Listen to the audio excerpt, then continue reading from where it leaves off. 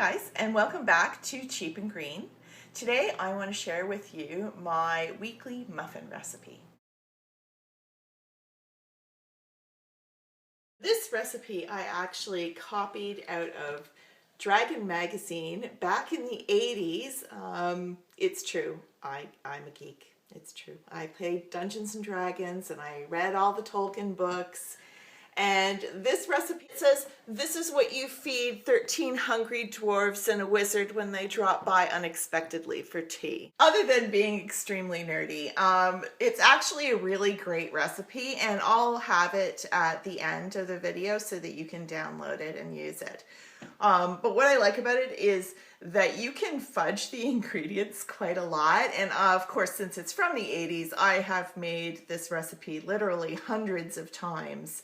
And it's extremely forgiving, which is what I need because I'm not really a great baker. So this is supposed to be lemon poppy seed loaf, but I'm turning it into muffins for today. With all baking, I'm going to start with the wet ingredients first. And my recipe actually calls for 3 eggs, which is a lot of eggs, I think, for muffins. I only have 2 eggs, so I'm going to use 2 eggs. And I'm composting my eggshells, of course. Okay, now it calls for ½ a cup of vegetable oil. I usually use olive oil. I like olive oil for cooking. There's probably good reasons why I shouldn't, but I like it. If you want to make it lower fat, you can actually substitute some applesauce instead of the oil. Like, you can't do it 100%, but you could take out a bit, like maybe ½ a cup or something. And that works great. So there's my olive oil. And a cup of sugar. I'm using white sugar today, but you could easily substitute brown. It actually has a really good flavor.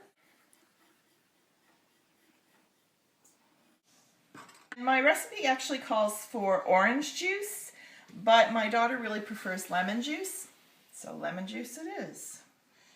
And I need, what do I need? ½ a cup of this. Now obviously orange juice is a lot sweeter than lemon juice. You can even cut this with water if you don't want it to be too lemony. I'm going to have to add a little bit more sugar to make up for the sourness of the lemon juice. So I'm just going to put in maybe, that's a tablespoon, a little shy of a tablespoon. 1 teaspoon of vanilla.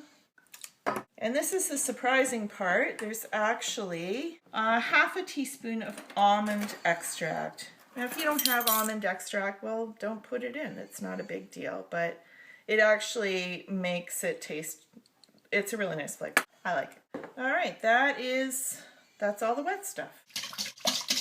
Before I started all this, I preheated the oven to 350, so the temperature will be perfect by the time I've actually finished doing all the mixing. Now I'm going to put in 2 cups of flour. This is dirty, so I don't want to stick it into my container, even if it would fit. So I'm just using a spoon. This is whole wheat flour. We actually only cook with whole wheat flour. So if you're keeping track, this is actually the 3rd substitution going on in this particular muffin recipe. One less egg, lemon juice instead of orange juice, and, well, olive oil instead of vegetable oil. I don't know if that's really a substitution. And now whole wheat flour instead of regular flour. I'm going to add in this ground flax that I just got at the bulk store, actually. I like putting the flax in because it adds a protein hit. And my daughter usually eats these for breakfast. If I make muffins, she eats muffins. If I don't make muffins, she eats Pop-Tarts. Not exactly my first choice. But if I sneak in some protein, then it makes her feel more full. Protein for breakfast is, I don't know, it's a good thing. So there we go. So I got a tablespoon of ground flaxseed. I'm going to put in 2 teaspoons of baking powder. You can see I'm like measuring this so precisely, right? And the final ingredient is the poppy seeds. I keep the poppy seeds in the freezer. They're basically like a nut. They're seed, but they're like a nut. So they do go rancid fairly quickly. We want 4 teaspoons of this. It doesn't look like a lot, when you're putting it in, and you might be tempted to put in more, but don't, because it gets really, really strong. Once you mix it up, you'll see that there's actually plenty in there. Okay, wow. That's really lemony and tart. I'm going to throw in a little bit more sugar. So I have these silicone muffin pans. You have to put a cookie sheet underneath them because they don't have any structure to them. And I also have these little silicone cups. They do work, but I find that getting the muffin out of the cups, you usually end up losing, you know, maybe a third of the muffin stuck to the bottom. I don't know why exactly that happens, and you know, maybe you could butter them or something and it wouldn't happen. But honestly, what I use is plain old paper muffin cups. I got these cute ones with hearts on them. My daughter likes them, and she'll actually eat the muffin when you put the cute little heart muffin holder in there, wrapper. And I use these incredibly nasty looking semi-rusted muffin tins because the batter's not going to touch these. These are just holders, really. I'm not crazy about using the paper wrappers because I can't compost them here. If you have a city compost program, you could, but I can't because I just have a backyard one. So I don't like the idea of throwing out a muffin wrapper every day, but then I don't like throwing out half a muffin every day either. So it's a compromise. I'm just scooping it in, trying not to get it all over like I just did.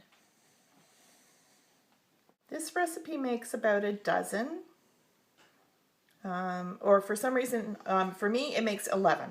I don't know why. This one has 11, probably because I didn't put that extra egg in. This recipe is actually intended to be a loaf, but because we're making muffins, we're going to only cook them for 20 minutes instead of 45 minutes at 350. So here are the finished muffins. Actually, they turned out pretty well. I'm pretty happy with them.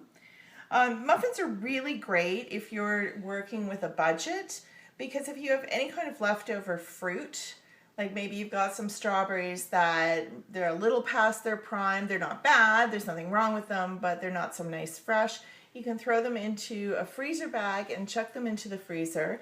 And when you're ready to make muffins, you can just, you know, take out the poppy seeds that you would put in for this muffin recipe and add strawberries or leftover pineapple. Maybe you've got some leftover pineapple. I usually do. I don't always use the full can whenever I'm making recipes, so I always have, you know, 3 tablespoons of pineapple, and what are you going to do with that, right? Well, you can throw them into muffins.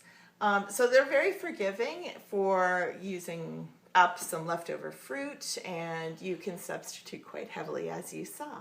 So this is what I do every week to help feed my family and to save a little money, and they're a lot healthier than what we could buy at the store too.